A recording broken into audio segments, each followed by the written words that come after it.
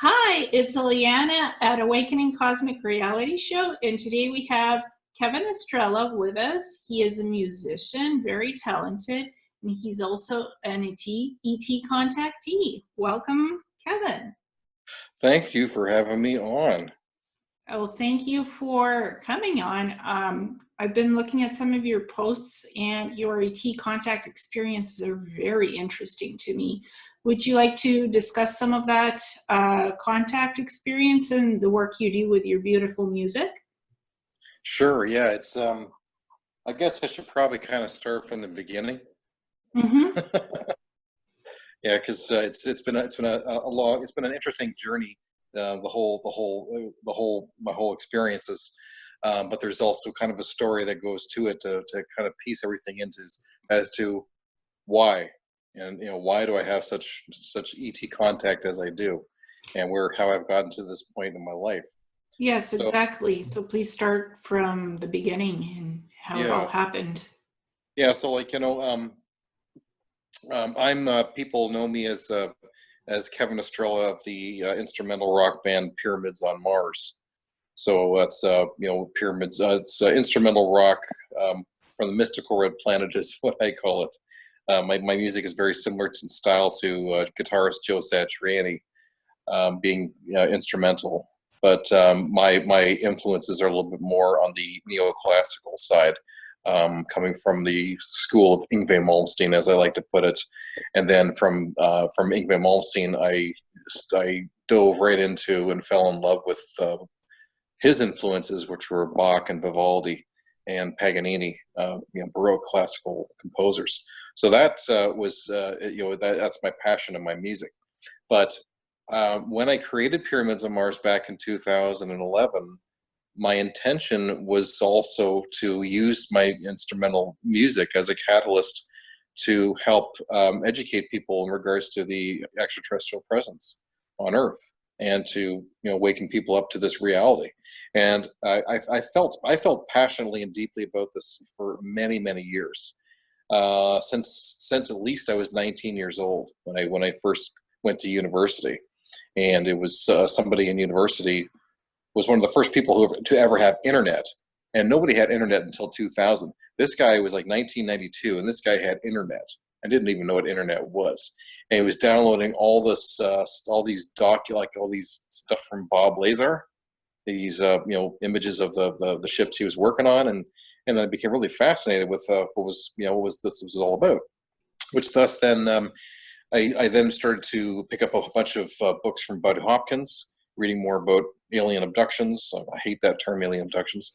Um, it's more like wellness visits because I have them all the time. Yeah, or I prefer contactee experiences. Yeah, yeah. Abduction is such a horrible term. It's like everything has to try and make it sound like negative. It was never an abduction. That's only from the military ones. But anyway, so like I spent years and years educating myself on extraterrestrials to really understand as much as I could. And by the time I was in my mid-20s, I felt that that was my passion, and that was why I was here. I had to raise more public awareness. I was obsessed. No, I felt like it was like that was my life purpose. I'm like, guys, I'm here. I want to help. Just come down and tell me whatever I need to do. I'm here to help. I want like this. I got to do this. And it was like I always felt like that's how deeply I felt about what my mission was here on the planet. Well, little did I know that actually that was always the case, and that was my mission, because it would be August 21st, 2014, when a interdimensional craft would fly across my backyard, which would be my activation point, when everything in my life would change at that point. And that UFO sighting completely changed my world, and I've never seen anything like it since that UFO experience. It was like 10:30 at night, and I just got out. I went out into my deck. I'm in the middle of Hamilton, which is a city of 500,000 people. I live off of one of the busiest main streets on the mountain, so I'm right in the middle of town. And then all of a sudden, within 5 to 7 seconds of me stepping onto my deck, this huge craft appears from behind my neighbor's tree and comes right out, just really slowly, like just moving like this, just kind of sticking its head out from from behind the tree.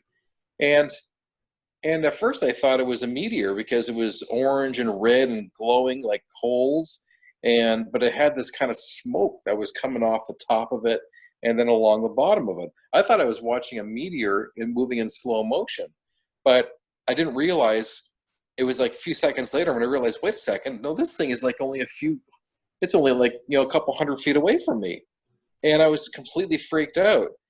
And I'm looking at it going, what the heck is that? What the F is that? I was freaking out. And it moved across just the distance of my backyard, just like this. And then it turned, and then it went towards Binbrook. And then as it was turning, see what I realized, I found this out 6 months later because I didn't know what I was looking at. I couldn't describe the physics. It broke the laws of physics that I had known, and I was upset for 2 weeks afterwards because I couldn't make sense of it.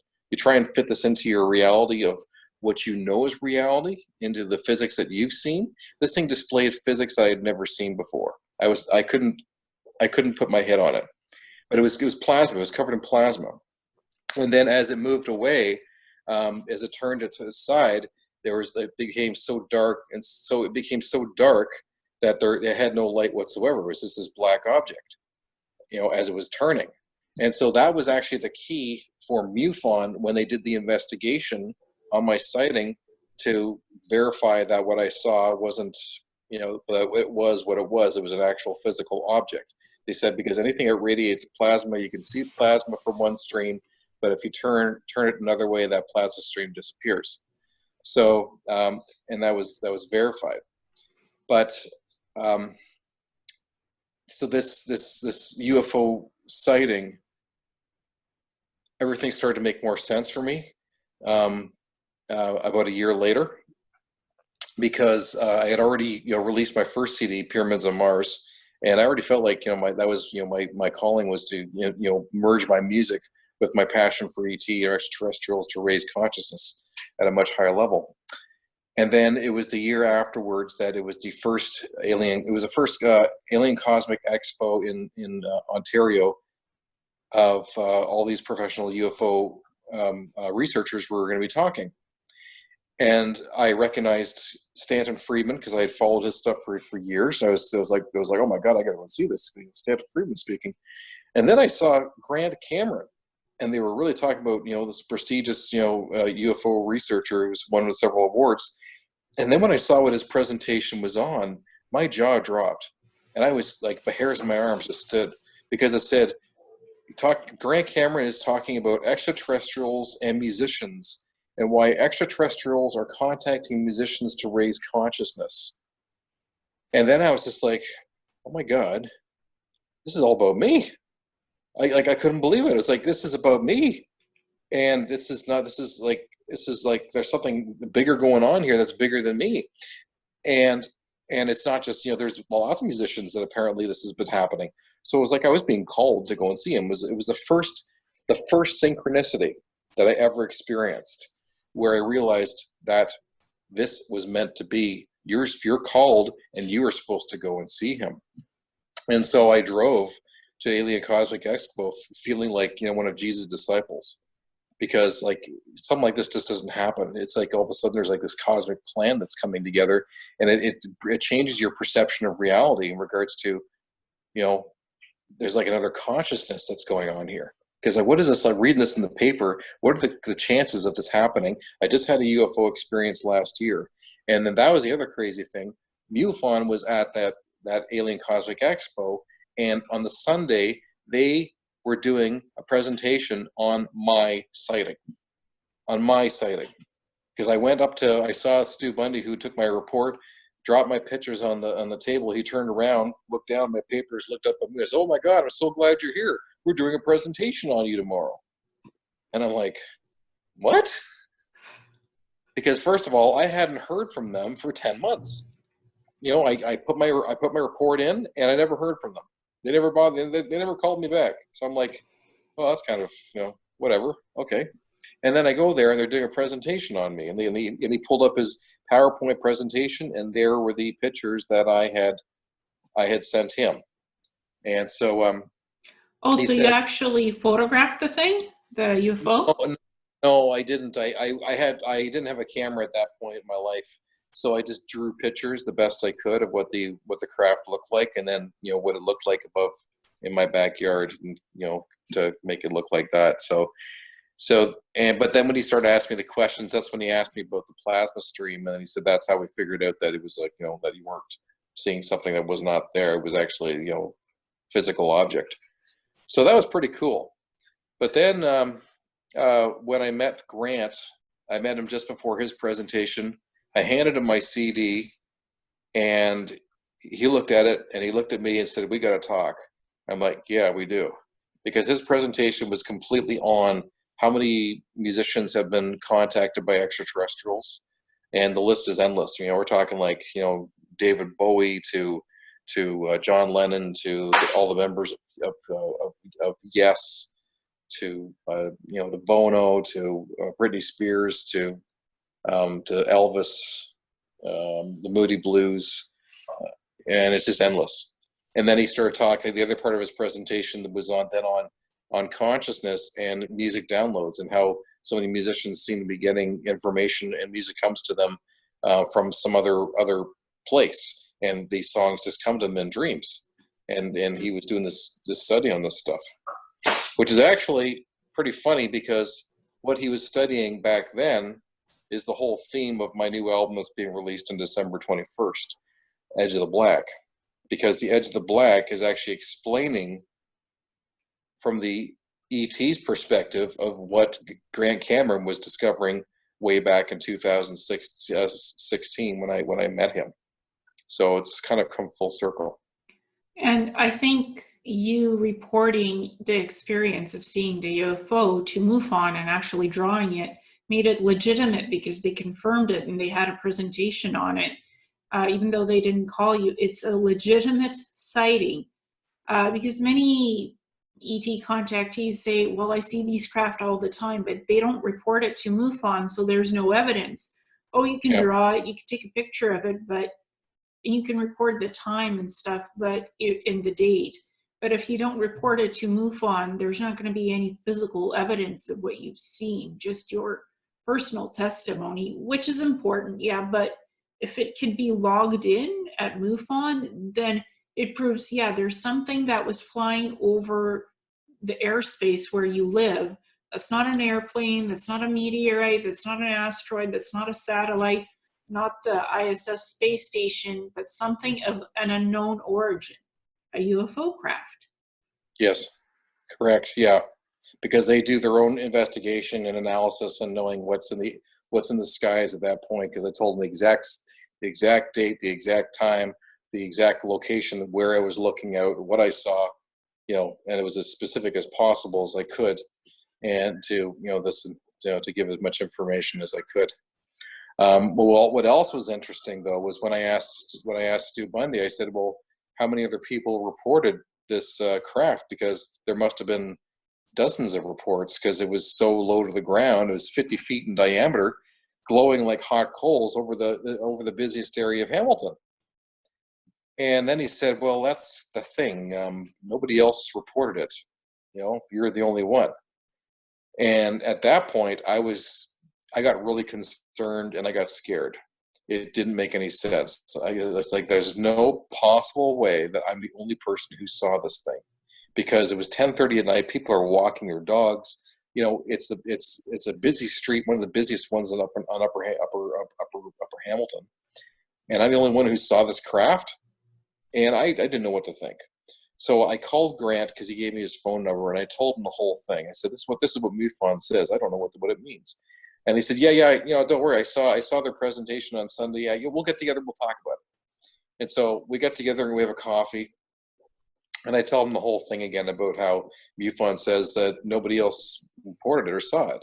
And Grant Cameron, just calm as a cucumber, he's looking across from the table at me, and he says, yeah, that happens all the time. It sure does. I said, what do you mean it happens all the time? Says, yeah, one person see a UFO, nobody else does. Yeah, it happens all the time. It's called the Oz effect. Yeah, it's And specifically targeted at you. Only you can see it, and nobody else might be seeing it. Because yeah, the frequency of the UFO, it might be cloaked for everybody else, but it's decloaked for you because they can do that with these UFOs. yeah, I couldn't believe it. It blew my mind. But then he started giving examples of John Lennon, who said his UFO sighting was so close he could throw a brick at it. And then when he was screaming and yelling at everybody around the area, to all the other people in the buildings, apartment buildings, it was silent. It was like a ghost town. And he was yelling and screaming, look at this thing, and nobody was answering. He didn't know what was going on. He was so frustrated that he ended up, he wrote a song which the lyrics were basically, I saw a UFO in New York City and nobody cares. So that, it really bothered him. And then Grant gave another example of a couple who were being chased down a busy freeway by a UFO. And then Grant kind of stops him and says, okay, which freeway was it? Blah, blah, blah. And, is there traffic on this freeway? He says, yeah, it's packed all the time. It's a crazy freeway. And he said, well, how many cars were on the road when you were being chased by this UFO? And then they stopped and they thought about it and they realized, wait a second, it was empty. It was deserted. The whole street was deserted. So it's like, how are they able to do this? I don't know. But the other thing about it that helped solidify what Grant was telling me, why nobody else saw it, and I did, was I did a radio interview on the X Zone, Rob McConnell's show, the following after that MUFON, that ACE, Alien Cosmic Weekend. And after I did the radio interview, I got contacted the next day by the producer, who said that they did a investigation on August 21st, 2014, that night, to every place that they look at or contact regarding any anomalies that had been reported that night, and nothing came up. Zip, zero. So they said, due to the lack of evidence of your sighting, we are dropping your case. Don't ever contact us again. So, at first I was kind of upset, but then afterwards I stopped and thought about it. I said, wait a second. No, this is actually good news, because they actually looked into it to verify what Grant was already telling me. And it kind of made sense then, because now I got MUFON who investigated it and verified, what I was seeing was a craft. And then there's the lack of evidence of nobody else seeing this thing. So and Grant said, Kev, they're in direct contact with you. They weren't going for a beer run. No, they were going to visit you. And I've seen a lot of different UFOs that were flying over my house, and my mom sees them sometimes, and she's like, is that a satellite? Is that the ISS space station? Because that's what floats in the sky, or Yeah. planes, or choppers. This thing was silent. It was huge. It was hovering several days over our house. It's a huge craft. And my mom's like, oh my God, it has lights and the cylinders are spinning on it. To her, it looked like wheels, huge wheels. And she's like, I feel presences. I feel something. She's psychic, but she's like, doesn't tap into it that much. I'm like, I think you're seeing a UFO. And she's like, are you seeing it too? I'm like, yeah, I'm seeing it.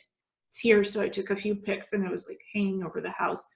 But we didn't report anything. I haven't reported anything to MUFON. I find it intimidating trying to find MUFON Canada, because US, everybody knows MUFON. In the US, Canada is a little bit, I didn't know about MUFON until last year.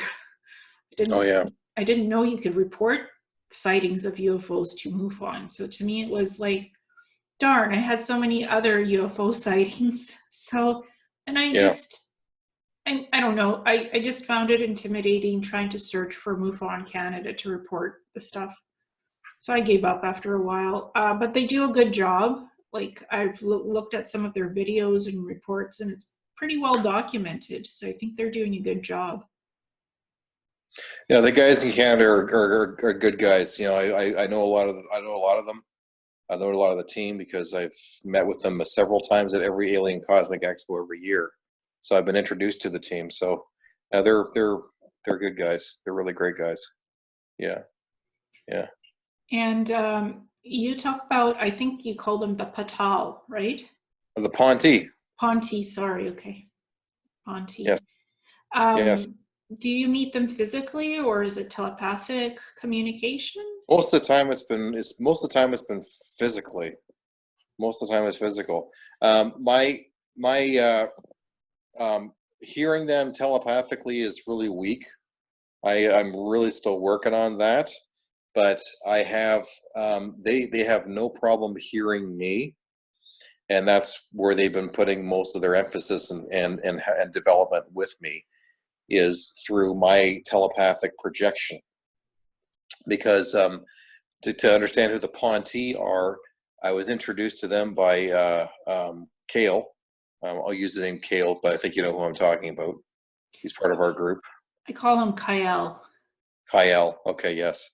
Yeah. So he and I became friends about 4 years ago. And then he was telling me about, there's a group of extraterrestrials using Twitter. And I'm like, no way. Are you kidding me? And then he said, at Sandia Wisdom, at Sandia Wisdom on Twitter. And then I go there and it says, my name is Tilcum. I'm from the planet Pontel, fifth planet orbiting Zeta Reticuli. And we are here to prepare you for official first contact. And then at that point there's only four of them who were online, which was Tilcum, Drudy, Teeny, and Radar. And then I found out that they had a telepath on Earth, Sue Walker, who was doing the tweets for them. And eventually, I was introduced to they introduced me to Sue privately on Twitter, and then she and I had a meeting, and then we hit off right away. Really, we became really close really quickly, and then I developed a really strong relationship with the four. And it just turned into this. It just started to blossom and blossom. And I was on, but I go there every day, and we've built really strong friendships. And then also with me working with Sue as well, because I talk to her all the time, and I've been helping her, and the Ponti have been teaching her and teaching me and anybody else who wants to learn. And the things that they are able to teach are just unbelievable. 3 years ago, 2.5 years, 3 years ago, on a private message from Teeny, she said to me, "You understand that, Kevin? You understand that music can be communicated at a telepathic level, do you?" And I was just like, "No, I didn't. I didn't know this was even possible." And she was explaining, yes, and music can be communicated in visuals and in images, and you can tell stories and communicating on a telepathic wavelength. And she said, you've already been doing it. And I didn't realize that was the case. And so I asked, can you help me to develop this more?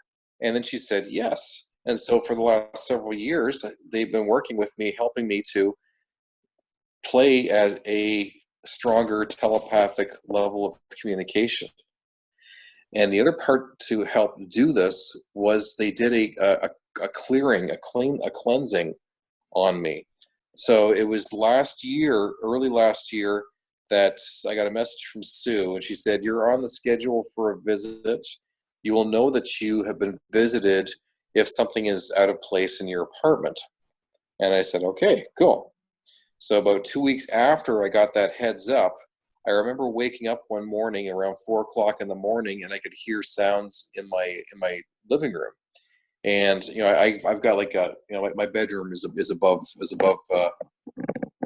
up there, and I looked down here, and I couldn't see anything, and then I went back to sleep. But then it was about 5:30 in the morning. I was awoken to the feeling of liquid draining, like warm liquid draining out of my left ear, and it completely shocked me and woke me up, and I'm scratching my ear, going, "What the heck was that?" And then I go back to sleep, and I wake up and go to work, and come home, and then I'm walking over past my couch, and then I happen to notice I have this little statue of a guitar player sitting on my shelf, and he's turned around, he's facing the wall, and I'm thinking, was I drinking last night and I dropped that and I put it back on the shelf backwards? wait a second, I wasn't drinking last night, and I would never even do that anyway. Oh my God. Maybe they came. Oh my God. And so I took a picture of it, and then I sent a tweet out saying, do you guys know anything about this? And then a tweet from Judy comes up saying, I just got a message from one of the trainees. They said that your statue was strangely curious. Their apologies for not putting him back properly. And I was just like, oh my God, they were here. And I couldn't believe it. And then it was the next day that, Kale, he contacted me and he said, Judy was just over here last night. She was waiting for me to go to sleep because she had to do a procedure. And I'm like, a procedure? She says, yeah, something about removing black goo. And I'm like, what is that? And then all of a sudden, something clicked. And I thought, wait a second. Wait. And then I went upstairs, went up to my pillow, and then I looked at my pillow, and there's where I saw this reddish brown stain right on my pillow, right where my ear was. And I ran down. I told Kale. I said, "This is what happened to me. I had liquid drain in my ear, and there's a stain on my pillow, on my left ear." And he said, "Oh yes, thank you for reminding me about that." They told me, yes, that's what she said. She said that the last part of the procedure, the last bit of the cleansing would come out of your left ear. And I'm like, oh my God, holy shit, are you kidding me? You too? I couldn't believe it. I couldn't believe what I was hearing because he had more information than I did. And so what happened was then after that procedure was done, for about 7 days straight, I was, exfoliating all this stuff out of my body. Like my urine smelled like pneumonia and like chemicals and like metals. It was really gross. And I was just like, what the heck is going on here? And my ears were like, they were very sensitive inside. And I could feel a changing going on inside my own consciousness, inside my brain. And after the 7th day, all of a sudden, my consciousness was so clear that I could physically activate areas in my mind that I was never able to activate before, just by thought, and be able to focus on one area of my mind and be able to, and feel this, pressure inside my head. And then I could focus on this side, I'd be able to apply pressure inside my brain to activate different areas of my mind.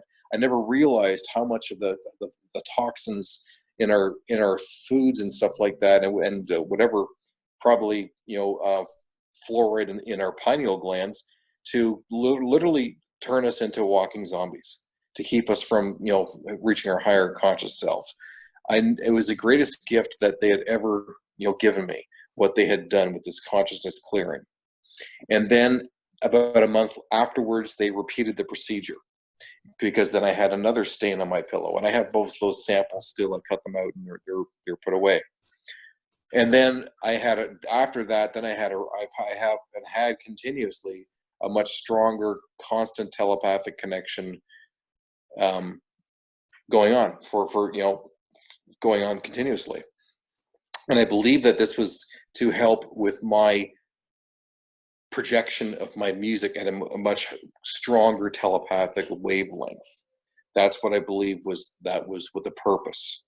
And that's why they say they have no problems hearing me playing my music, and they can hear me in Albuquerque when I'm playing. So yeah. Has your vision improved after meeting the Ponti? No, my vision, I have good vision as it is. So I didn't really have any improvements with my vision. But they did, they've done several upgrades to me, where they've done some more work on my brain and stuff like that. I remember the most difficult one was they did something with my brain stem, and that was like, it was like being hit with a ray, like a stun gun to the back of the head. It was really intense, and it was a great amount of discomfort. And they actually even tweeted to me privately after that saying, our apologies for the last one. we know it's gonna hurt a bit. But it'll subside over in a couple days. And I said, yeah, that was whatever you did to the brainstem. That was really something. Do you see colors more vividly now, though? Like a little bit more intense with your eyes, like the way you perceive color? I don't think so. Not so much with the physical senses, but more from the emotional side. I feel more intensely. I'm more in tune with my emotions at a deeper level, and I get affected a lot deeper, especially being an empathic person that I am, and I become very affected by things at a deep level that I can cry pretty easily if something, I feel, if I really feel it or I'm upset about something. I'm very more in tune with my emotions. That's I'm picking up that they did something to your vision to better see UFOs. Something. oh, really. Yeah, just to enhance your vision for more clarity to see various craft passing by. Are you able to better see craft now? Like, I've seen a total of about 5 craft in my lifetime. I have, but that's possible. That's possible. I became aware of one above me at one point, a couple summers ago, when I was out in the backyard. My son's bouncing on the trampoline, and all of a sudden, it was just like, got this feeling like I got to look up. And I look up, and right there, flying right above my head, just below the clouds, was a cigar-shaped craft. A silver cigar, pretending to be an airplane, but it had no wings. It was pretty cute. And then, but as it went through clouds, it continued to glow, and then it just kept going. So I knew it was a cylinder-shaped UFO.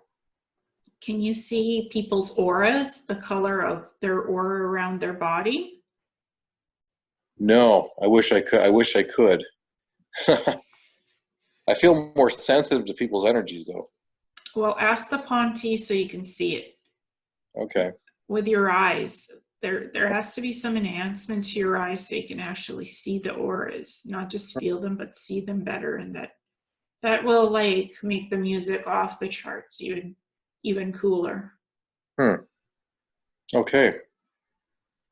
I'll have to ask about that. Just something about feeling and sensing people's energies and auras, like if they enhance your vision and you can actually see that, it'll give you so much inspiration for the music and the tonals for it. Oh, okay. All right. Okay, I'll make a note of that. That's why I was like asking, well, are you seeing better? Is there something with your vision? There's You're just, saying.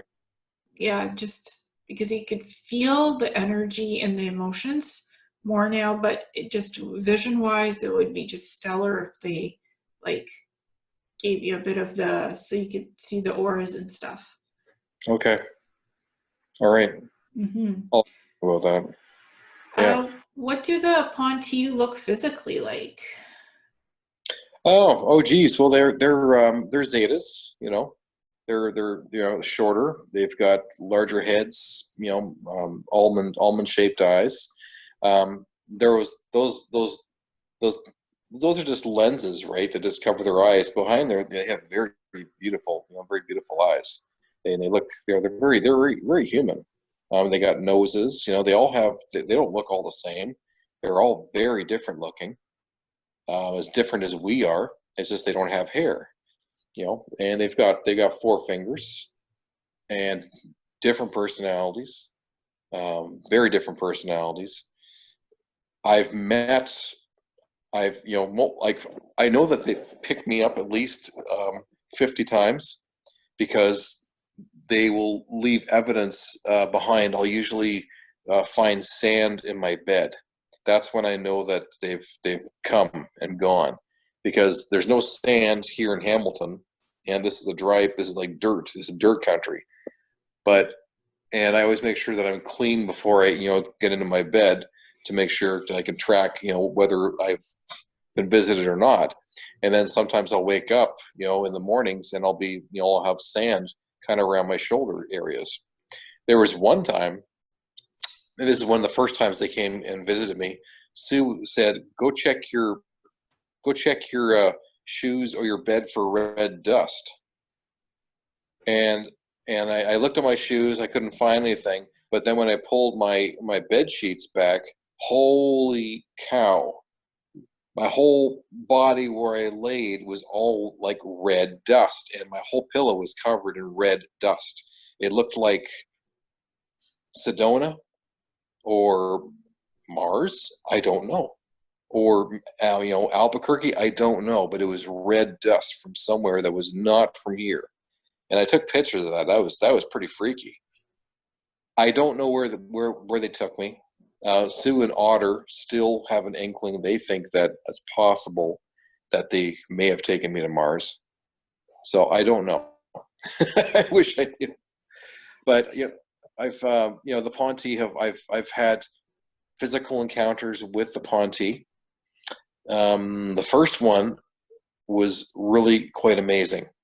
It was I fell asleep on my couch, my futon, like here where I am right now, and I was awakened to the sound of 2 feet landing just a few feet from me, like da like that. And I was awake, my eyes were closed, and I was so excited because I realized that they were allowing me to be conscious when they were visiting. And so I'm just lying there in the couch, pretending to be asleep. Little did I know, I didn't figure this out until a year later, that actually I couldn't have gotten up or opened my eyes anyway because they had paralyzed me. I didn't realize this. So, and then it was PETA. He came up to me. He put his arm underneath my neck, and then with his other arm, he put it underneath my legs, and then he just gently just picked me up off the couch and just held me in his arms like a baby. It was so incredible. He was so gentle and just picked me up and held me in his arms. And I gave him a telepathic hug of light, which is what I learned from them when they had visited me in Ozark. I went to the Ozark UFO conference that year earlier, a few months before, and they actually came and visited me when I was there, and they threw a tea party for me. And I'll tell you the tea party story because it is hilarious. It is hilarious. They actually let me recall the conscious memory of when they came and visited me, and I remember exactly what happened. It's hilarious. I'll tell you in a second about that story. But anyway, so Peter picked me up off the couch, held me in his arms. I gave him a tug of light. I heard him moan. He went, because he felt it. And I remember that my left arm somehow came dislodged, and it kind of fell, and it brushed against his arm, and I felt the skin of whatever he was wearing, and it felt like cool, like smooth, cool dolphin skin. That's what it felt like when I touched his skin. It was so cool. It felt like dolphin skin. And then he puts me down, and then I'm looking at him going, "Peter, oh my God, I'm so glad you're here." And then he started to change his appearance of what he looked like. And his whole body was changing, not just his face, but his whole body, almost like a green screen. And he started to turn his face, he started to look something that became familiar to me at a subconscious level. But it would be like maybe like 6 or 8 months later that I realized what he had turned himself into. Because what he did is that he was basically trying to calm me down, but also make me feel a little bit more comfortable. And so they will go into your mind telepathically and look for a pleasant memory, and then they will change themselves to look like that kind of pleasant memory, right? He changed himself into a stormtrooper Halloween costume that my kids had worn when they were like 3 or 4 years old.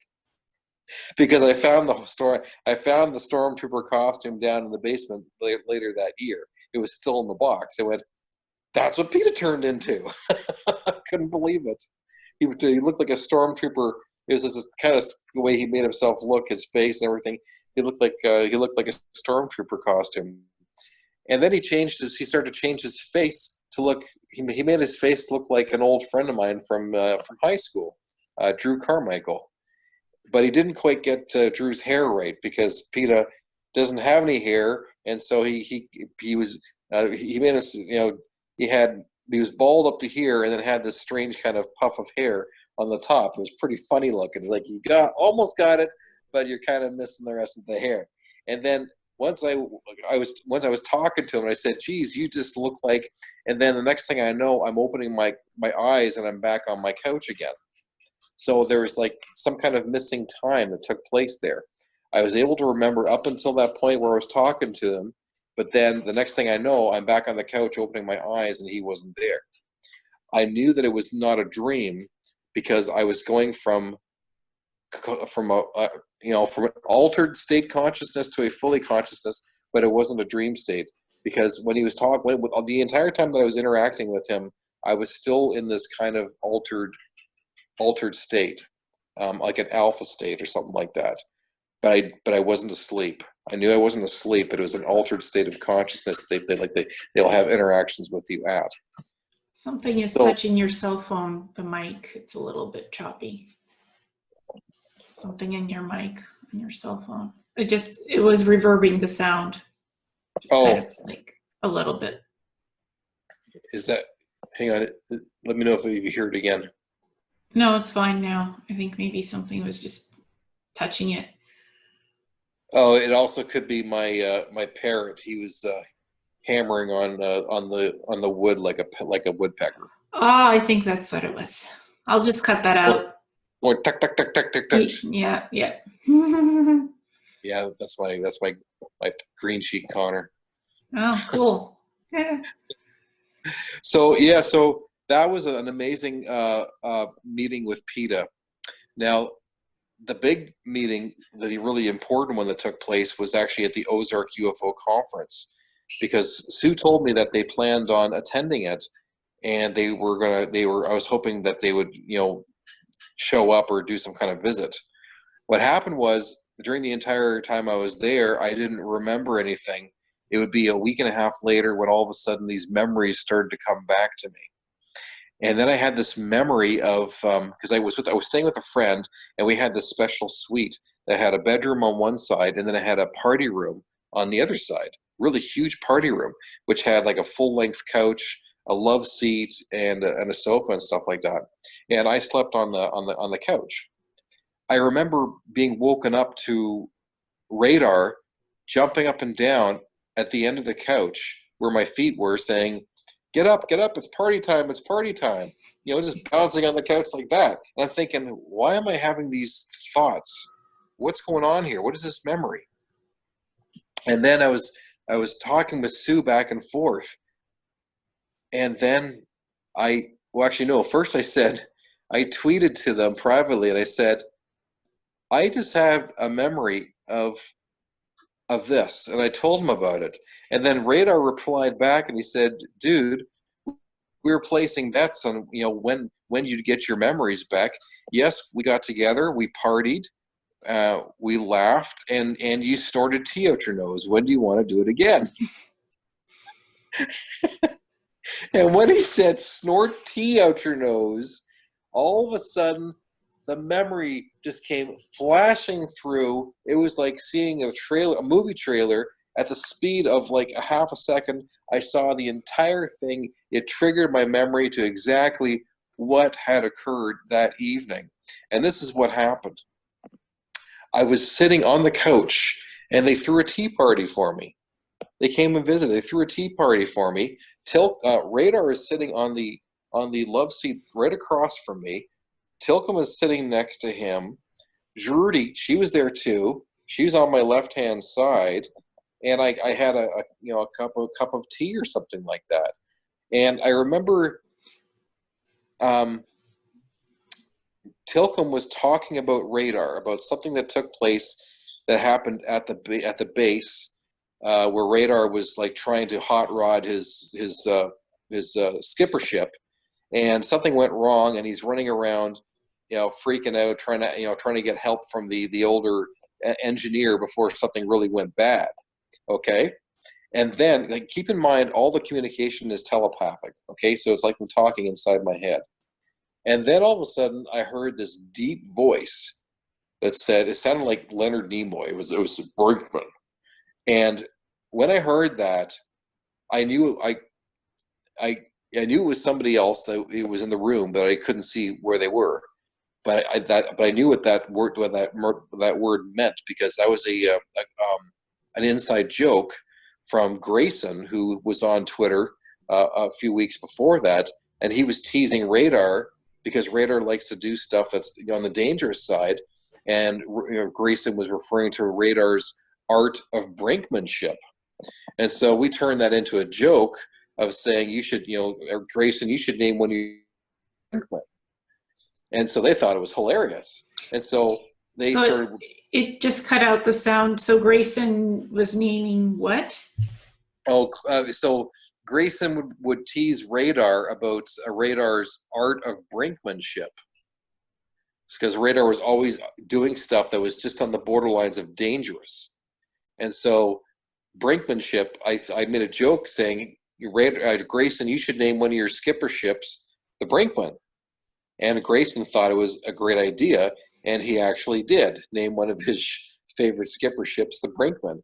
But then that became the nickname for Radar, was Brinkman, just in capital letters, Brinkman. And so that's when I was having the tea party, and all of a sudden this deep voice interrupted Tilcom saying Brinkman.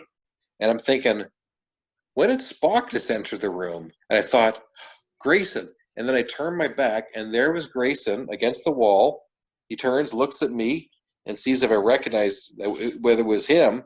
And when I recognized him, that's when I must have had tea in my mouth, and I lost control, and I snorted it all out my nose, and I snorted it all over Radar, who was in front of me. I couldn't believe it. I've never done anything like that in my life. It was so embarrassing. I snort tea up my nose all over Radar. Drudy is like, doesn't know how to react because she's a polite lady. And then I just start laughing my ass off, because the other thing about this whole meeting being with them was this utter telepathic joy that I felt with them. I felt their emotions. And that's that telepathic hug of light I was telling you about. I felt their emotions. It was a combination of companionship, unconditional love, gatheringness, oneness together, and just the most incredible feeling of camaraderie and love. And that's the complex feeling of what this emotion was. You know how you can feel an emotion and it'll be a combination of multiple different things? It's hard to kind of point one emotion because they're so complex. That's what this emotion is. It was best to capture it. And they actually refer to it as a hug of light. And I remember being surrounded in this such strong emotion, all of us sharing this emotion together. And then laugh. That's when I lost the tea, and it came up my nose because I was so excited and so euphoric. And then I'm laughing my ass off at Radar. Radar starts to snort, and he snorts himself off the couch. He's going like this, and he's literally sliding off the couch, laughing his ass off after I snorted tea. And I remember that so strongly. And then finally, when we all came back to our senses, because we were just laughing, until we had tears in our eyes. Then Radar's just cross where he's looking at me, and he says, "You know what? I've never seen one of you do that before. That is so cool." And then I just lost it again. It's like, so cool. It was hilarious. And then I laugh again. And then I'm looking at him across the couch, and I'm thinking, you know what? I can't have him to have the last laugh. And I just looked at him and said, you know what? Well, you're the first ET who I've ever heard snort before, so I guess we're even. And then we just laugh again, and it was incredible, that experience. Like, I didn't want it to end the feeling being with them, that love, it's undescribable what it was like being with them. Well, I mean, they have a frequency, like all ETs have such interesting different frequencies to them. And I think Yeah. they're trying to understand your human emotion and try to understand you from your planet. Like what kind of emotions do these humans on Earth have? And I think they love to experience your joy and your funniness and your humor. Oh, they do. They like to here's another one for you. Not only that, but they have the ability to be able to telepathically merge with you and experience your experiences through yourself. It's amazing that they can do this. The reason I say that they can do this is because this summer I took my kids to Canada's Wonderland, which is a massive, park, with roller coasters. It's the largest one in Canada, and we purposely invited the Ponti to merge with us when we went on roller coasters. And there's actually a phrase that they use in their language, which is "zhang ma," which means merge with me. And so the three of us, me and my kids, we would get onto a roller coaster, particularly the Leviathan, which is so amazing because there's several points where you're actually at 0G. It's an incredible roller coaster. So we would invite the Ponti. I tell them 15 minutes before we were going to get onto the roller coaster, and then I tell them 5 minutes for, okay, now we're in the seats, and all my kids and I, we will all say "Zhang Ma." And then we would go on the roller coaster, and I already knew that I was telepathically projecting like crazy my experiences through the roller coaster. The cool thing was 3 days later, Sue sends me a new portrait that she had been working on, and it was 4 Ponti sitting in a roller coaster with their hands up in the air going like this. And I said, "Oh my God, that was because of me." And she says, "That's why they wanted me to do this portrait." Because they telepathically did merge with me to experience what it was like with the roller coaster at Canada's Wonderland. They experienced it with me. And there's that beautiful picture of that woman in black and white. Yes. Can you zoom in Yeah, a little bit on that? Is that a sure. Ponti? That's Trudy. Trudy. Yeah, Okay. that's Trudy. And Sue drew that? Sue drew that. This is an original, actually. Yeah. Yeah. I was like, so while you're talking, I was like, I want to see that. I want to see that. I hope he brings that in. I wanted to ask, thank you. That's beautiful.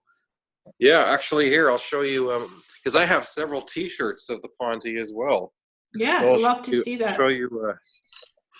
I'll show you. Oh, wow. That's Rudy. That's what she looks like. She's very beautiful. Oh, yes. And here's a cool one.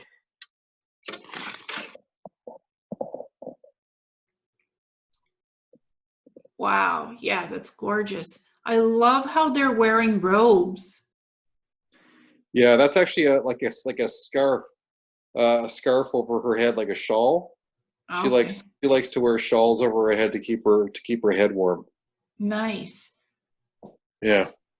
And then here is my buddy Radar, because he loves playing guitar. Well, that's amazing. It's Yeah, so cool that Sue can like draw images of them and send you the pictures, and then you can make clothing, t-shirts, yeah. portraits. She's got a whole set of t-shirts that she's got that we sell. Here's the original t-shirt that we designed. This is the original drawings that she had first drawn when she was just learning how to draw again. This t-shirt here. Oh, that's amazing. Yeah. Yeah. And do This you actually have this actually says we're here. do you have one of Grayson? No, I don't. I wish I did.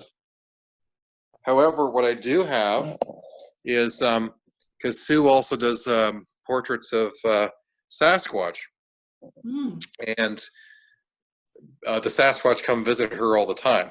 And I've had interactions with the Sasquatch because of my visiting with Sue, and that the Sasquatch had been there too a few times. They would, every time I would stay in, I would sleep in their camper, and every time I get into the camper would start to rock back and forth really slowly, continuously. And I found out later on it was because there was a Sasquatch who was actually doing that every night. It was guaranteed they'd be rocking me back and forth to sleep. But if you could see this one, this is one of her portraits. I'm not sure if you can see the light. Yeah, I can see it's beautiful. That is one of her portraits of the Sasquatch. Wow, amazing. Well, she's a talented artist. Oh, she's amazing. She's incredible.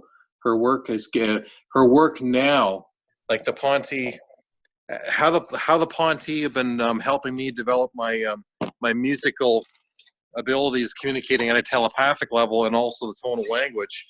They've also been and advancing her probably through downloads and the sort like that. And now her portraits look not just 3-dimensional but 4-dimensional. They look lifelike.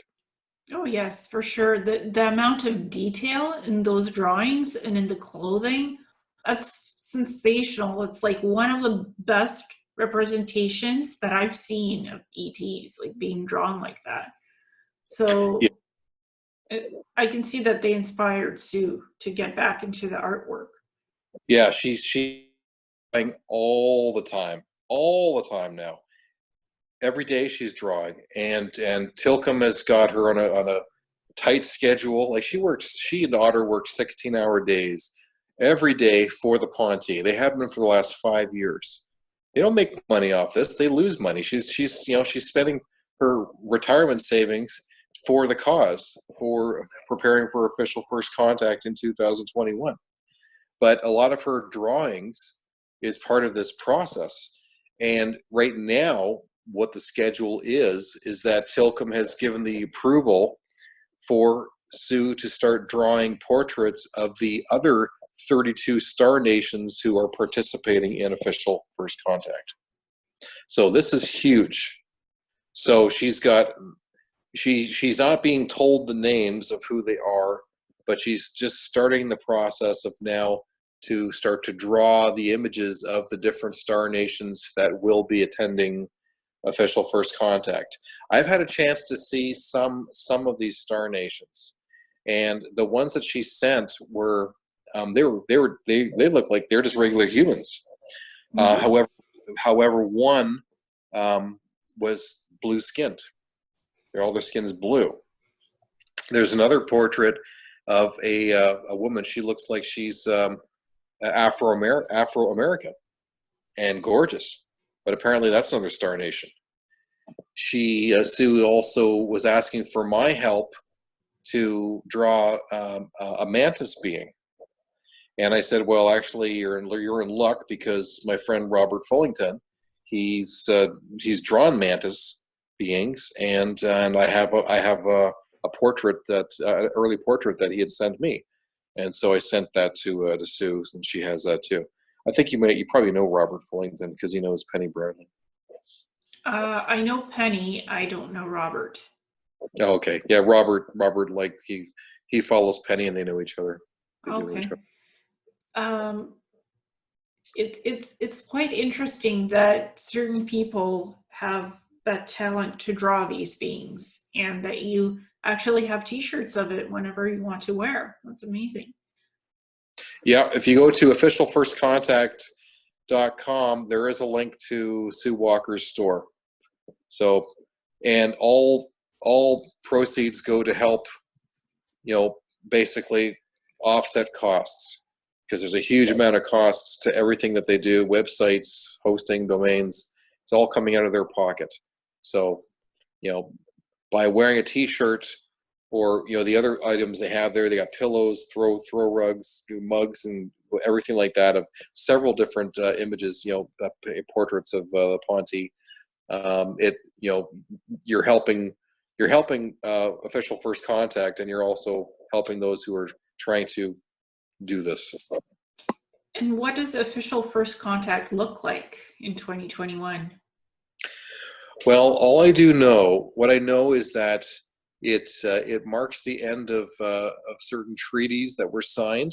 There's 50-year treaties that were signed by certain star nations and certain Earth representatives, that no official contact would take place. No pictures are allowed of them, that like posing, and other elements in regards to the kind of levels of contact for at least 50 years, to give them enough to educate the public to be ready for this. So enough time to educate people. Enough time to educate people, that's right. And so 2021 marks the end of those treaties. The star nations have abided by those treaties. They stick by those treaties. Have the humans, have we stuck by our agree to the bargain? Apparently no, we've broken a lot of those things. But that's what's happening. So it's going to be the fall of 2021.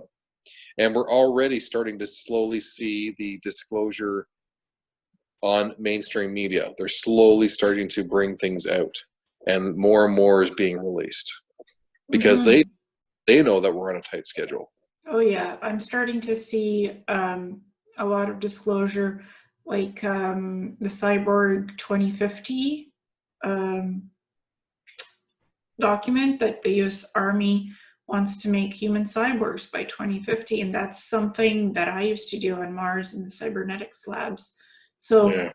the timeline agenda, what they did on Mars, is starting to slide scale to down here, like plans for making human cyborg soldiers by 2050. And it's 42-page documentation. I'm like, oh my goodness, this sounds like almost completely like my presentation that I did in 2016-17. So, and also 2018, like I've been talking about, that there's a timeline agenda, and it's on the Mars database, on the basis. They have databases for everything, and it's recorded when Earth humans are gonna start to get similar tech on what they have on Mars. Not the most advanced, but start to slide it out to Earth. I'm like, oh, okay, well, that's evidence to me what I've been talking about all along in my presentations. So, and now the U.S. Navy releasing the patents for what looks like a TR-3B. It could travel underwater and in the air. It's anti-gravity propulsion technology. And they've been saying that this stuff is operable. These patents that have been filed, they're operable technology. So, and that's been released. So it's not that they're even hiding it anymore. They're like, well, this stuff is just being built, but it's been around already. The U.S. Navy has had TR-3Bs for a long time. This is nothing new. Isn't this also kind of like how they seem to be? There's these news articles I'm seeing coming up with how they want to start to partially disclose the secret space program. Saying about how it seems like there seem to be some news articles that seem to be coming out how they want to disclose some of the secret space program in order to get public support for their space force. So is that true? Well, yeah, it seems it is. They're probably going to disclose that they have TR-3B type craft that could take you to the moon and Mars. Or maybe that there's space stations already built, something better than the ISS. They might disclose that. I don't think that they'll disclose anything like Nachtwaffen or planetary corporations. That's way too advanced to disclose, but maybe entry-level things that we can, that people can comprehend and wrap their head around. Oh yeah, we have better satellites now. We have these TR-3B craft with anti-gravity technology, antimatter and ion propulsion systems, the EM drive, stuff like that. I think they'll disclose that, yeah, we have something better than NASA shuttles. We have the tech to take you to the moon and Mars. Like, we've been working on that. That was classified, but now we can declassify it because it works. I think that's what they're probably going to disclose. Something Okay. like that. I don't think they're going to disclose the secret space programs that are 200 years more advanced than what's right now on Earth. I don't think that stuff, that's heavily, deeply classified. They Yeah. might disclose that, yeah, UFOs are real and extraterrestrials have visited us in the past and present. So that might get disclosed. But again, US Navy and US Army military, they've been guarding these secrets for a long time with the truth embargoes since 1940s and earlier. So it's like, it's hard to really tell what will come out for sure. Okay. I mean, what would you be ready to swallow as the truth for disclosure? Oh my God, me? Yes, you, like, to every person, disclosure means something different. Well, for me, it's completely different than the regular average human being. I mean, you have enough people on this planet who don't believe that extraterrestrials are real at all. How are they going to be ready for anything else? You know, especially, you know, if they're highly religious and they've been told all their lives that you know, aliens are demons. I mean, what are they going to do? They're going to go and, you know, kill their whole families to keep them from being taken over by the devil. You know, yeah, like, everybody has a different level of their understanding of how much can they handle. How much can they actually handle? And I see so much evil in this world and so much lack of compassion, so much lack of empathy with, you know, the whole abortion industry and how humans are not even worth anything except now, like, you know, the price of a fetus, you know, to sell a price of a fetus body. And it just disgusts me. You know, the humans just disgust me. They really do. You know, do I think that we're ready for official first contact? No. Hell no. We have so much, our spirituality lacks so far behind from our technological advancements, and that's the reason why our society is heading for an inevitable extinction. And I'm not crying over it. I really am not. I'm not crying over it. Yeah, me neither. I mean, I understand what we are here on Earth and the higher dimensions and the ETs, and I see the bigger picture of everything, 360-degree angles. I don't worry about when I'm going to go extinct. I don't worry about natural disaster events or whatever. It'll happen when it happens, whether I'm here or not, whether it happens in my lifetime or down the road in the future. It's not things I worry about. I have today, and I might have tomorrow to live. So focus in on what you do have at this moment in time and That's treasure exactly that. I do. I look at every day as a gift, because for at some unconscious reason, I know that my timeline is short, so I'm trying to make it as best as I can with every day to do as much as I can. Because to some deep level, I already know. I just know. So you have a sense of feeling that you're not going to be living on this planet for too much longer or something like that? No. I don't know why I know this. It's just this. It's just something you know. It's just something you know, and it's something you get to work with. Yeah, you're here. Might as well enjoy the moment and do the best you can with what you've got. You have kids, so you have love for your children, for your music, for your work, Yeah. and you get this beautiful joy of meeting extraterrestrials, which not everybody has the opportunity to do. It's amazing. I'm blessed. I am so blessed, and I have such gratitude for them and their visits. I mean, it's not just the Ponti who has visited me. I've been visited um, by Sasquatch. I've been visited by two different types of reptilians, and I embrace it all. I embrace it all. I mean, I had a female reptilian visit me one time in my apartment, and that was very interesting. And then I had a chance to, I Grant Cameron was a witness to this at the Alien Cosmic Expo in 2017, when a Alpha Draconian telepathically, I became a telepathic translator for an Alpha Draconian, and it was incredible, incredible. I mean, this guy's huge, huge, and I felt like my back expanded. I felt my voice dropped really low, and I felt these two huge things between my shoulder blades, which were wings.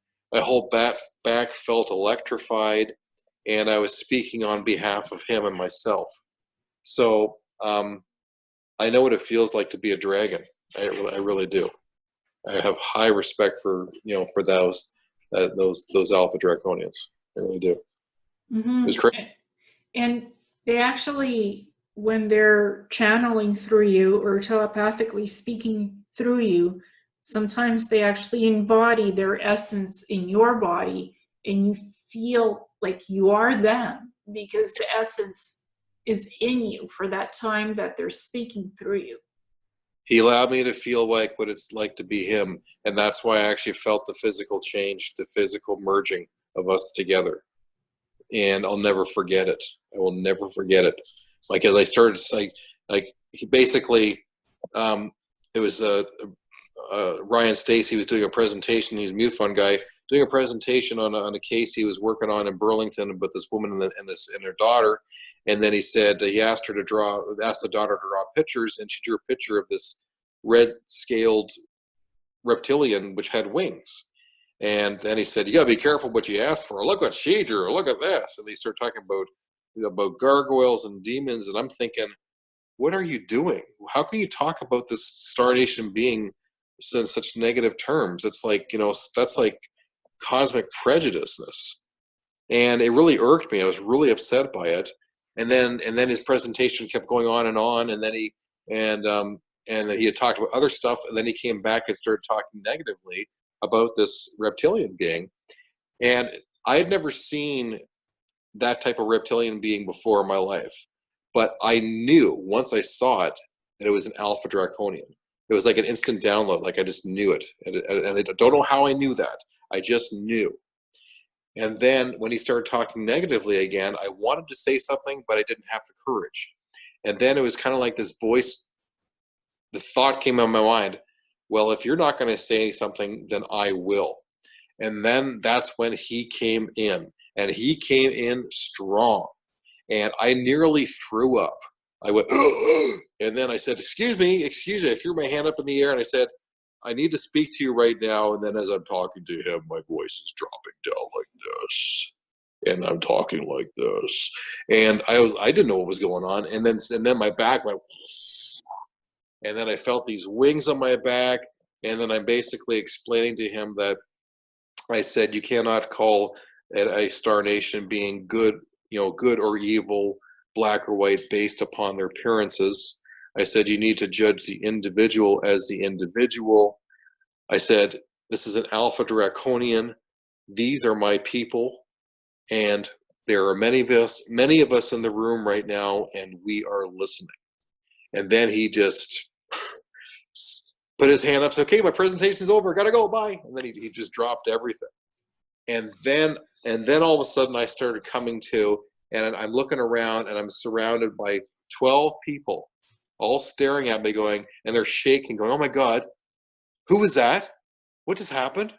And I'm like, I don't know, what just happened? And then Joanne Eady, who runs the whole Alien Cosmic Expo, she gets on the podium, and then she looks at me because she knows me, and she said, Kevin, that wasn't you talking. It was wild. Did they record the alien expo on Did video? I think they may have. I really hope that they did. I would die. Hear it again. Just Yeah. to see, hear what I sounded like. I mean, even Grant Cameron, he was like a few feet away. He was like a few rows away, and Desta said to him, "That's Kevin speaking," and he didn't even believe that it was me speaking. He didn't recognize my voice because it changed. It was this draconian who was speaking well on behalf of both of us. But the thing was, something kind of came to my mind recently, thinking because I thought about it, because I said it with such authority when it happened. Because I said, this is an Alpha Draconian. These are my people, and we are listening. So when I was speaking, I wasn't just speaking for that Alpha Draconian. I was speaking for me, because I reincarnated. I am an Alpha Draconian at some point in my past. That is makes the only logical explanation. He is your people, literally. Yes. Why else would I say that with such authority in front of 300 witnesses on TV? I said that with such confidence. I said, these are my people. Well, it would be phenomenally interesting to dig up the footage wherever they keep it. Especially if it's not just audio and video, that would be like incredible to see that. Yeah. Because, Yeah. and I'm familiar with what you were describing, because I have a reptilian insectoid hybrid named Zagor, who's dark green and wears an AI smart suit, who Yeah. sometimes visits me, and he was there with me in the Mars labs. He was kind of like my contact to make it bearable. And whenever I would see him, I wasn't freaked out. He was just there. He was just part of the Mars Planetary Corp, um, I guess, crew who worked with humanoids in the cybernetics labs and on the bases. He was just a worker there as well, and he has connections with Nachtwaffen, the Dark Fleet. He Mm-hmm. is part of them. He admitted that to me, and well, he is part of them. He admitted that to me. Sometimes, like, I could physically see him. He's mostly cloaked, but he telepathically can speak through me. Like, voice drops, guttural language is. It's not even. He can't talk English. Like, when he talks through me, it's not in English. It's in his language. So then I Okay. have to translate it, and it's like, um, rachta ach ach nush achta, like that. I Mm-hmm. can remember some of the words what he says, and I don't sound like me. It sounds like a total male personality, like this immense energy. He's like, it's immense. It doesn't sound like me, and he can just come through and like talk. Right. Yeah. So people freak out, like, what in the world is happening? Like, somebody took her over. That's not her anymore. And Yeah. he keeps yabbering in his own language, and I have to wait until he finishes, then translating English. So I try to warn people ahead of time if I sense him around, like, he might come through, so just don't get scared, don't get freaked out. I'm Uh-huh. not having a multiple personality disorder episode. um, I am still me.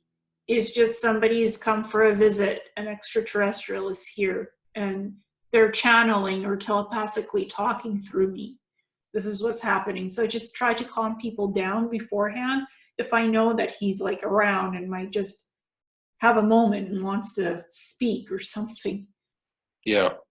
Because I don't Yeah. want to freak people out and like scare everybody, but sometimes it's just, or he's talking to me, I'm just walking and talking to him, like I'm saying weird things in his language, because that's him speaking to me out loud, and then I'm speaking in English and people are like, what the heck is she doing? So it's like, Yeah. and I'm like, oh, I'm just having a conversation with myself, don't mind me, just don't pay attention, just just walk on your way. It's okay. I get it. I get it. Because they're like, sometimes they're not here physically, but they're speaking to you telepathically, and you're speaking back to them telepathically. Sometimes I slip up and I physically start speaking in their language to them. People are like, oh boy, she's a bit weird. So I try to be cognizant to not do that in public, because it looks like you're having a multiple personality disorder moment, and I don't have multiple personality disorders of any sort. I'm perfectly normal, perfectly balanced. It's just I talk to ETs. It's just, and sometimes it could be in the most weirdest, awkwardest moment in public. It just starts. So I'm like, ooh. And I try to telepathically tell them, not now. I'm in public. Humans don't understand this. What's going on? So, like, can you come back later? Mm-hmm. Just dial me up later. We'll talk. Just not now. I'm in the middle of a bunch of people. Like, I can't do this right now. Call me back later. Chime me telepathically. We'll talk. That's funny.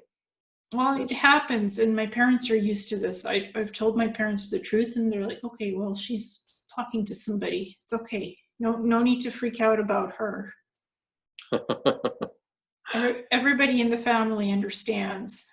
It's like they don't judge me or prosecute me for if I suddenly start talking in another language. Oh yeah. Okay.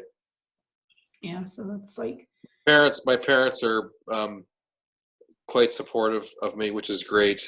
My brother is coming around slowly, but so I'm still cautious around my brother in regards to what I say. I don't talk too much about stuff because he's a very analytical kind of guy. My parents though are supportive, which is great. Mind you, I still need to put a couple.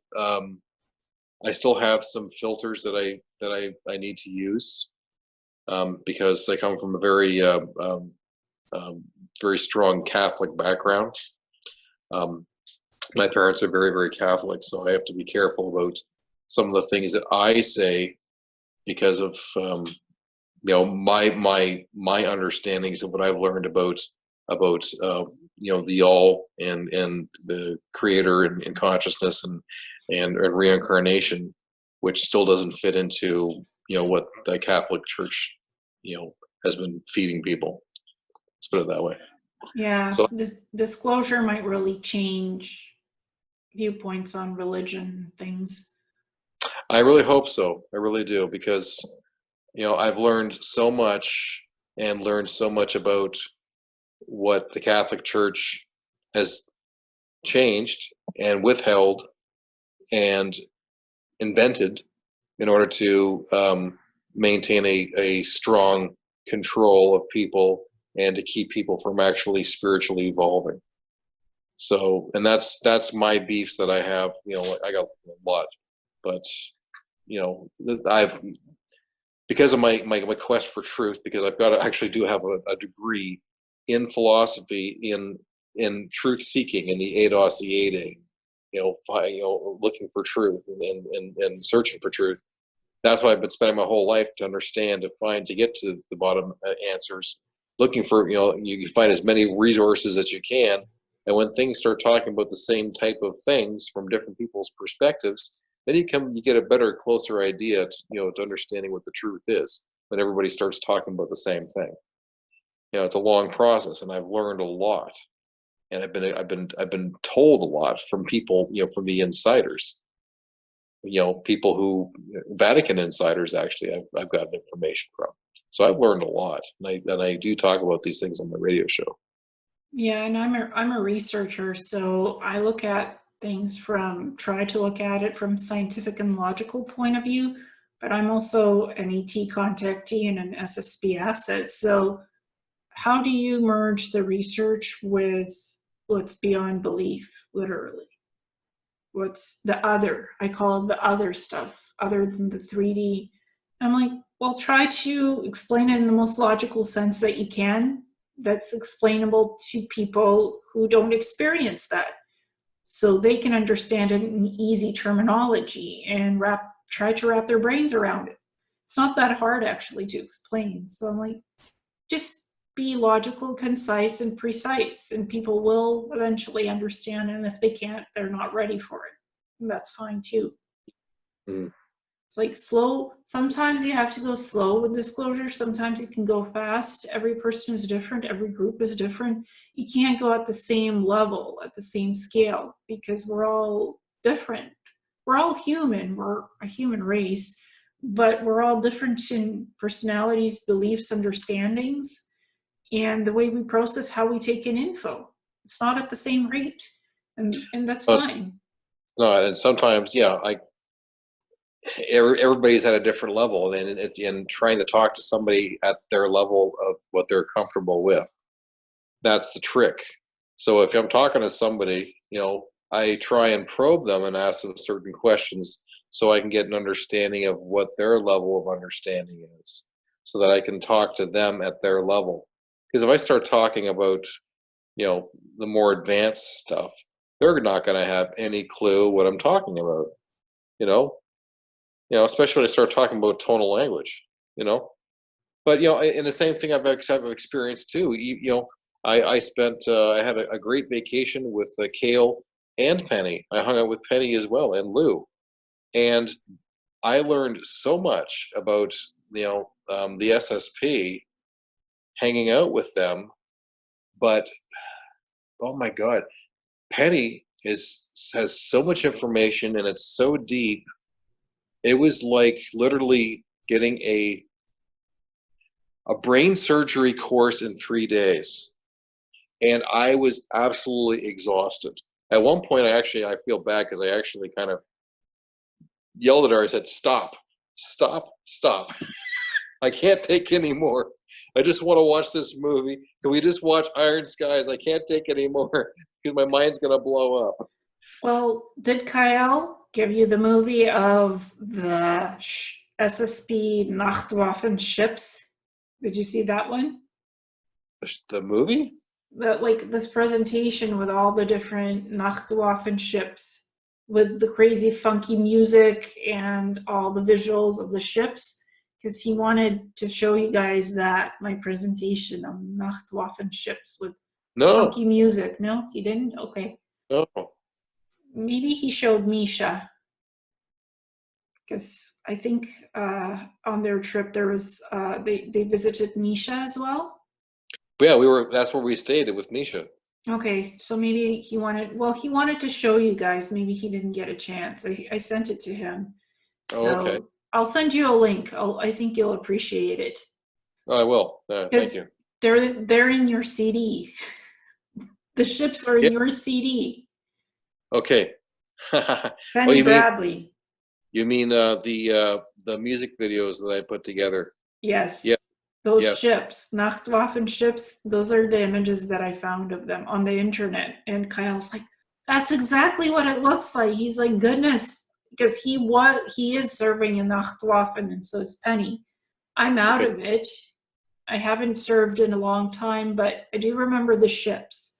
So, and I made it in presentation. I guess he was so excited to show you guys, but Okay. maybe he just didn't get around to it because there's guys were experiencing a lot. You went to Area 51.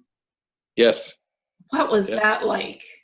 That was cool. I mean, sure, there was like a van or a truck sitting on top of a hill staring at us the entire time we were there, and then there was this massive turret with these two looking like eyes staring at us that I think it had a gun on it.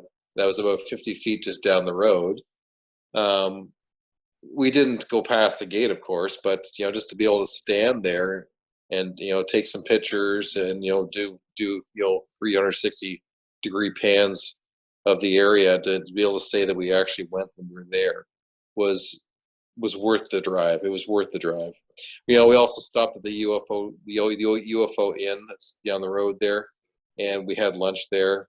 That was great, and just the whole experience was just really cool, for all of us, to go there and to be there.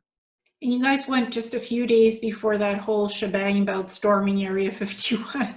We went the week before. That's right. Yeah, that ridiculous thing. Yeah. And only 100 people showed up and somebody peed on the fence. Got Oh, arrested for it. whatever. It's like you don't storm a government classified facility, military facility. The guns are going to be out. The security, the military security, the police, they'll just line up on the gate and they won't let you through. Yeah. You can't storm a place like that. That's just not possible. You'll just get arrested for making a public nuisance of yourself. Yeah. And I remember John Lear said that they can be kind of nasty too. I mean, what happened to them was when they got their Area 51 and they were in a jurisdiction area they shouldn't have been. A jet flew right over top of them, and the sonic wave was enough to shatter every single glass in their car. And then they had to drive back to town without a windshield. And they could have done the same thing to everybody who went to Area 51. They could have done the same thing. Yeah. And you wouldn't be able to do a damn thing about it. No, they just arrested a few nutters who defaced public property. You know, somebody went to pee on the fence. It's like just it, and it caused a huge media sensation. 2 million people are going to show up to storm Area 51, signed up for the event on Facebook, and then 90 to 100 people showed up. You know, took some selfies with the fence, with the different shops, with ETs, the inn. Had a huge funky 10,000 people showed up to the festival that they had, and everybody had a fun time, and nothing really happened. Nothing got disclosed, nothing changed. You got to see the fence of Area 51. Nothing is on the surface base of Area 51. Everything that's classified, and you know, the alien reproduction vehicles that were reverse engineered, that's all underground. Like Bob Lazar was saying, you drive out to S4, it's not on S1, it's S4, man, and it's mostly underground. It's not going to be in the surface level hangars. It's in the underground tunnels and the underground base facilities. That's where the cool stuff is. It's not on the surface. You're not going to find advanced aerial propulsion technologies inside Area 51 hangars. You're going to find outdated things that already have been, you know, manufactured, maybe not specifically declassified, but it's not anything that's interesting. That the good stuff is underground. Mm-hmm. In Area 51, at least, like Cheyenne Mountain, again, it's in the mountain. It's underground bases. All the good advanced tech, you know, aliens, reversed engineered technology, that's all underground. It's not on the surface. Yeah. Mm-hmm. So, you know, even if you stormed and bridged Area 51, all you'd see is guards pushing you backwards. You wouldn't even get into the facility itself. There's nothing really fantastical about that facility. It's a military Earth-based facility, nothing more on the surface. The goodies is underground. They're not going to let you won't even find the entrance to the underground facilities. It's well camouflaged, it's well classified. The government, the US government and other world governments are good at keeping their secrets. You might yell and want, oh, give me full disclosure. People are saying it's going to happen in 2020. I'm like, roll my eyes, good luck with that. Maybe in 2050, if we're lucky. I highly doubt we'll get full disclosure from governments of any type. Disclosure is not going to come from government. It's going to come from, you know, as they put it, official first contact 2021. 32 star nations are involved. It's going to be them. It will happen only if there is not a false flag alien invasion, and that is the other portion to this, because I've had talk with Sue as well, and she and the Ponti have warned that if a false flag alien invasion were to occur, it would probably be the worst thing that could possibly happen for us because of one small group making the decision for the rest of the planet. Because official first contact, as I said, would be canceled because they were here to have a celebration and to have a party and to bridge um, cultures for the first time. And if you're being accused of murder, do you think you're going to show up to a party? No. Official first contact would be canceled, and then whatever earth changes that are going to occur, they were going to offer help. They were going to offer help. And they also said say goodbye to trillions of dollars in intergalactic trade. So is there a lot to lose for a small group if they decide to, host a false flag? Yeah, might as well, put a bullet to our heads. And who would be the perpetrators and the orchestrators of the false flag invasion? Do you know? Well, the military-industrial complex, the ones who have been, doing all the stuff behind, without the law from the very beginning. Well, planetary corporations and Nachtwaffen might have something to say about it because it's not in their best interest to have a false flag invasion. They've been keeping the SSP secret for a reason. It's bad for business if there's the military-industrial complex stages a coup to have a false flag invasion. Then that exposes that there's something else out there. Planetary Corp and Nachtwaffen don't want full disclosure that these programs exist. I'm sure they don't. So if it hasn't happened yet, it probably won't happen anyway, because there's other interested parties who want to keep their secrets secret. Well, I really hope so. But, like when I was at Ileana Cosmic Expo this year, Randy Kramer was speaking. And apparently for wherever he gets his information from, he's told what he's supposed to talk about. And his whole entire presentation was basically trying to get support for people to embrace a false flag. They want to have a false flag invasion. They think that it would be the least amount of casualties. And he went on to explain their logic in regards to that. It would start a war here on Earth, and it would be less damaging, and then they would then have a couple years later have the superhero group show up to come in and stop this other group, alien group, and then they would then the humans would win the war, and then it would open up the gates for interstellar trade. I'm sorry, that doesn't jive at all. That was that's what Randy Kramer came on, said that's what his whole presentation was about. I had a splitting headache the entire time he was talking. I have the deepest respect for Randy Kramer, but the scenario doesn't fit the bill for me. Planetary corporations, Time Corp, Nachtwaffen, it's bad for business. It's bad for business to have disruption on Earth of the calm and the peacefulness. It's not calm and peaceful here, but according to their standards, they have it made. This is fantastic how we are right now. Zero disclosure, money being made, trillions, billions going to them in black ops projects. Fantastic. Status quo. Excellent. Keep it going like that.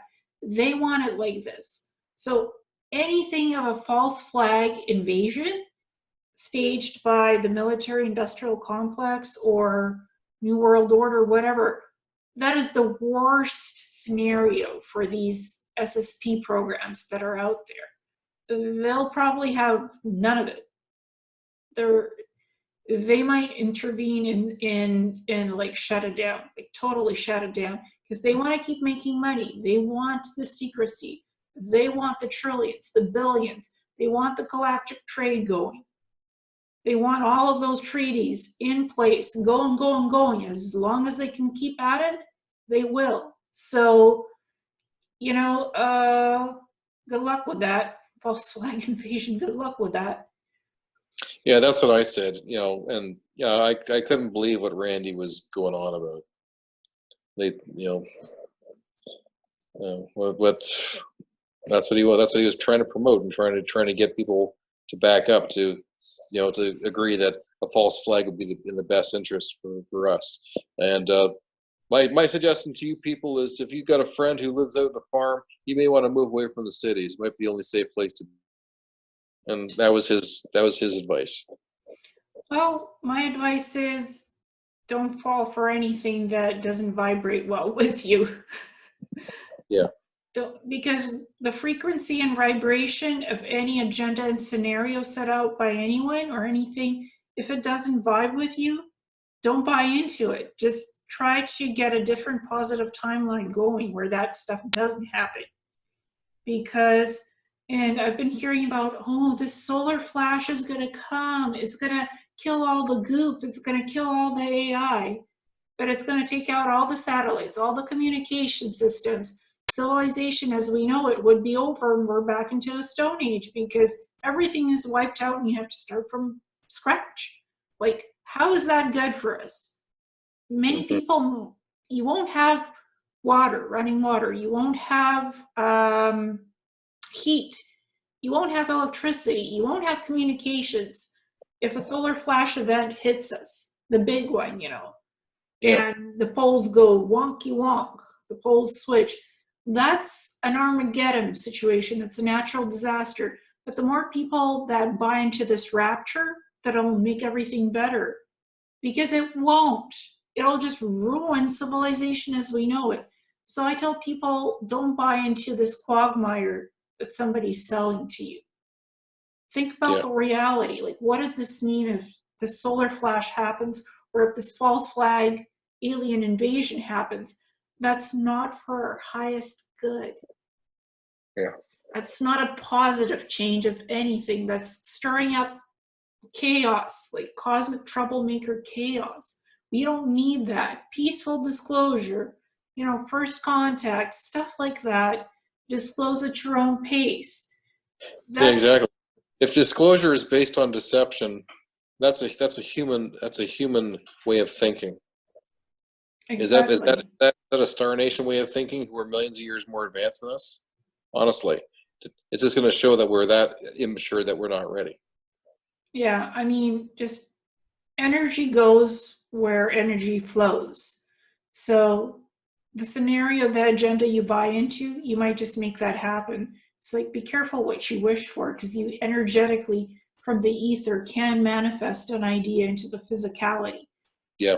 And the law of attraction manifestation, if people have agendas, maybe it's not Randy Kramer's agenda, but he's just warning everybody about what could happen.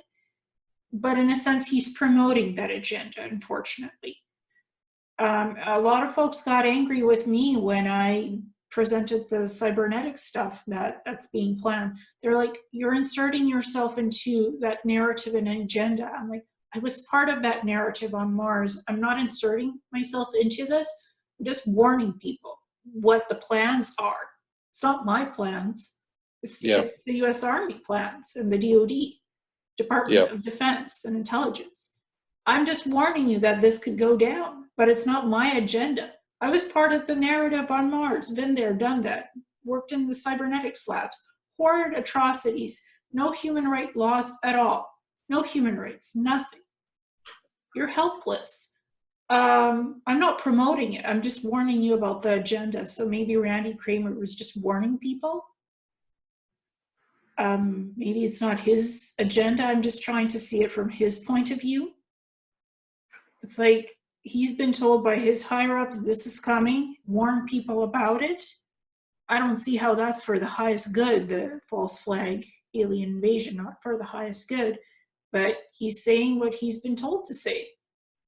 Because that's the plan. So might not agree with the plan, but He's allowed to disclose that, so he's disclosing it. I'm just trying to understand everything from everybody's point of view here.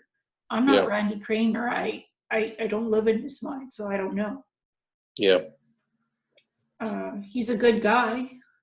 I've talked to him a few times. Good guy. I hope he has positive intention, and I wish him all the best. I just don't want a false flag alien invasion. Yeah.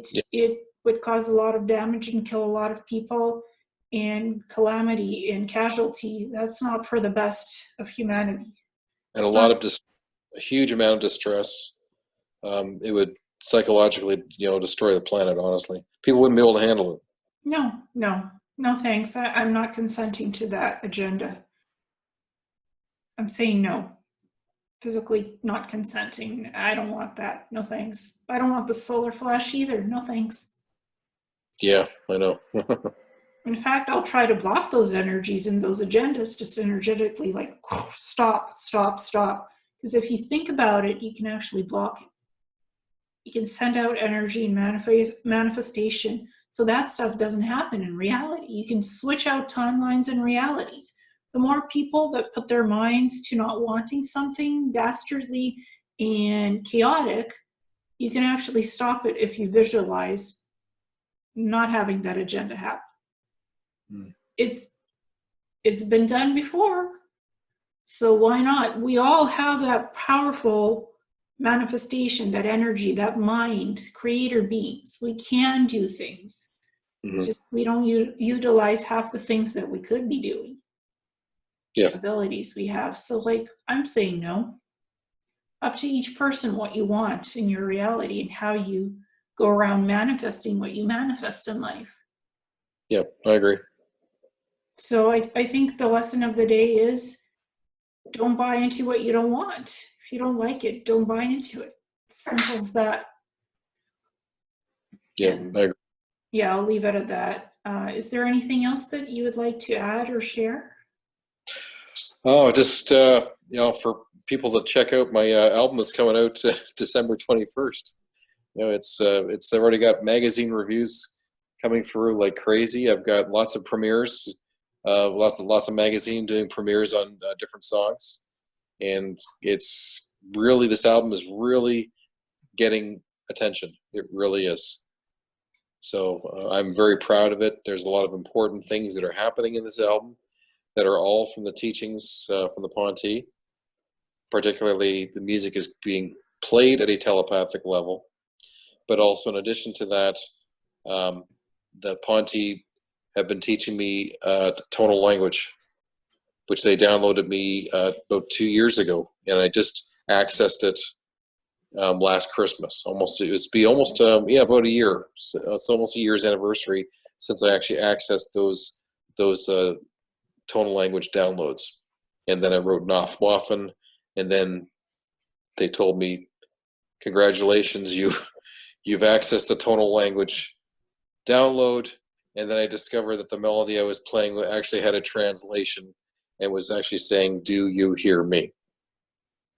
So incredible, and it changed my life and changed my perspective on what we know music to be, and that music can actually be spoken in a language, in a tonal language. So something for me to continue to work on. And you told me that dolphins and whales speak in a tonal language, right? Correct. That's right. Yeah, a very complex telepathic tonal language. That's they talk in images. They communicate in images.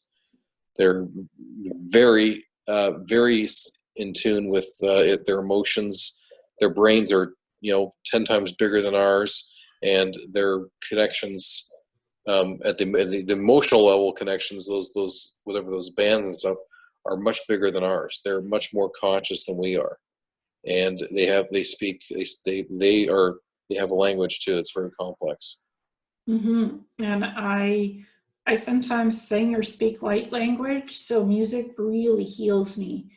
And I listen to metaphysical meditation music, and it's very specific to my energy frequency. I can't just listen to just anything when I'm meditating. It has to have a specific frequency to resonate and vibrate with me to be able to meditate. So I can relate to having good music. If it's good, positive, heartfelt from the heart music, it's amazing. I actually, for Penny, I edited your song from Nachtwaffen into 15 seconds, and I'm like, darn, I wish I could make it more, because to hear the whole thing, a minute 28 seconds of it, is to get into it. 15 seconds gives you a good preview. It's solid rock. It's amazing. But it's not enough to dive into it. So you have to fully experience hearing it to appreciate it and enjoy it. That's what I felt from your music. The diving deep to really get in touch with that awesomeness of it. And just the pyramid on Mars, that's so accurate. That is so accurate, because that's what's down there on Mars. So the images that go along with the album is so on. It's on cue. Thank you. I'm glad.